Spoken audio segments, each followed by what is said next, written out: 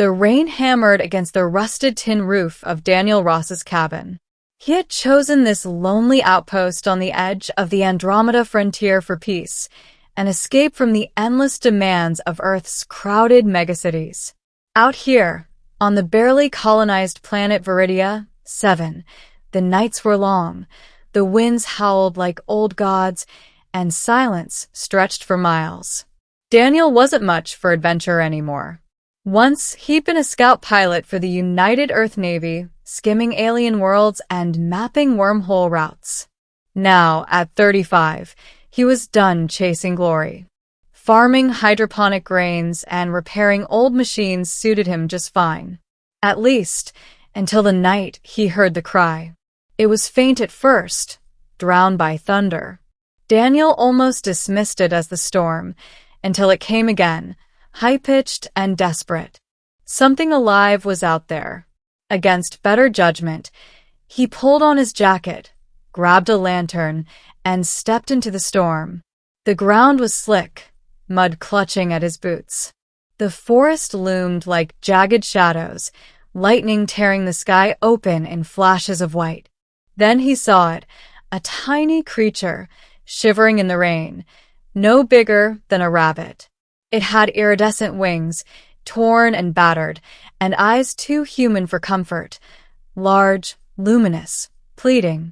"Oh, hell," Daniel muttered, scooping it up. The creature trembled in his hands, its body feverishly hot. He carried it back to the cabin, wrapped it in cloth, and set it near the heater. For hours, Daniel tended to it, feeding it drops of nutrient solution, cleaning its wounds.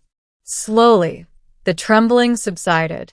The creature curled up in the blanket, letting out a sigh that sounded almost human. Daniel sat back, staring. "What are you, little one?" The transformation. By dawn, the storm had passed. The forest outside glistened like glass, water dripping from every leaf. Daniel brewed coffee and checked on his strange guest. But the blanket was empty. "Damn it," he muttered, scanning the floor. Then he froze. A girl stood in the corner. No, not just a girl, an alien girl. Her skin shimmered faintly, like moonlight on water. Her hair cascaded silver blue, still damp from the storm. And her eyes, those same luminous eyes from the creature, watched him with a mix of fear and gratitude. Daniel dropped his mug. "What the?" She raised a hand, trembling. Her voice was soft, melodic. "Please don't be afraid. You saved me." Daniel blinked, heart pounding. "You were the creature?" She nodded.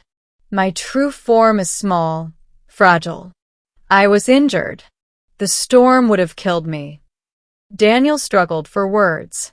He had seen alien species before, strange, insectoid, reptilian, even ethereal beings of light, but this was different. She wasn't just alien. She was beautiful in a way that unsettled him. "What are you?" he finally asked. She hesitated. "My name is Lyra. I am of the Volari." Daniel frowned. The name stirred something from his scouting days. The Volari were whispered about in old Navy reports, an elusive species said to guard the deep frontiers of the galaxy. They were rarely seen, never captured, and considered more myth than fact. Yet here one was, standing in his cabin. The bond. Over the next days, Lyra explained. The Volari were shapeshifters, able to shift between fragile, winged forms and humanoid ones. She had been separated from her people during a skirmish with raiders, alien slavers who hunted Volari for their rarity. Wounded, she had fled into the storm, where Daniel found her. "I owe you my life," Lyra said one evening, her voice steady. Daniel shook his head. "Anyone would have done the same." "No," she insisted, her eyes locking on his. "Few humans would risk themselves for a helpless creature in the wild.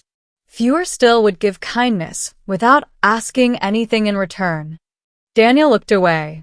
Kindness wasn't something he thought much about. He'd saved her because it was the right thing to do. Simple as that. But Lyra seemed to see deeper. In the evenings, they talked. Lyra asked about Earth, its oceans and cities, its music and art. Daniel told her of crowded streets, the smell of rain on pavement, the way fireworks painted the sky during New Year festivals. And Lyra told him of the Volari, how they lived among the stars, not conquering but guiding, weaving strands of harmony between worlds. Her people believed every life touched another, like ripples across water. Daniel found himself drawn to her. It wasn't just her beauty. It was the way she listened, the way her laughter lit the cabin brighter than any lantern. He had come to Viridia, 7 for solitude. Instead, he had found connection. The threat. But peace was never meant to last. It started with the low hum of engines overhead. Daniel looked up from his fields to see black ships cutting across the sky. Raider craft, sleek, predatory, armed to the teeth. Lyra's face went pale. They found me. Daniel's blood ran cold. The slavers. She nodded. They want me alive. The Volari are valuable to them. Daniel clenched his fists.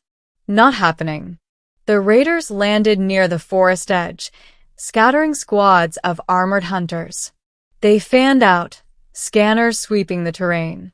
Daniel knew he couldn't fight them head-on. He had weapons, an old plasma rifle, a few EMP charges, but against an entire raider crew?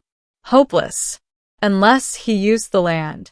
Lyra, he said quickly, you know this terrain better than they do. Help me set traps. She nodded, determination flashing in her eyes. Together, they worked, rigging EMP charges along narrow gullies, setting tripwires, marking choke points through the forest. Daniel's military training resurfaced, every instinct sharp and ready. When the raiders came, they walked into chaos. Explosions lit the forest. EMP pulses fried scanners. Raiders stumbled into traps, weapons useless. Daniel picked them off with precision shots, moving like the scout pilot he once was. Lyra shifted into her small form, darting through the trees unseen, delivering misdirection that left raiders confused and vulnerable. But the raider captain, a hulking brute with cybernetic arms, cornered them near the river. You think you can hide her, human? He sneered. Volari are property. She belongs to us. Daniel stepped forward, rifle raised. She belongs to no one. The fight was brutal. The captain's strength was overwhelming, but Daniel fought with grit, every strike fueled by the thought of losing Lyra. Just as the captain overpowered him, Lyra shifted back into her humanoid form, unleashing a burst of energy from her hands, a dazzling surge of Volari power that sent the raider crashing into the river, lifeless. Breathing hard, Daniel turned to her. Remind me never to get on your bad side. Lyra smiled faintly, though her eyes shimmered with something deeper, fear, relief, and defection. The choice. After the battle, the surviving raiders fled. For now, they were safe. But Daniel knew they would return. You can't stay here, he told Lyra. Your people must be looking for you. She hesitated. They are. But do you want me to leave? Daniel froze. He hadn't let himself think about it. He wanted her safe, but the thought of her gone left a hollow ache in his chest.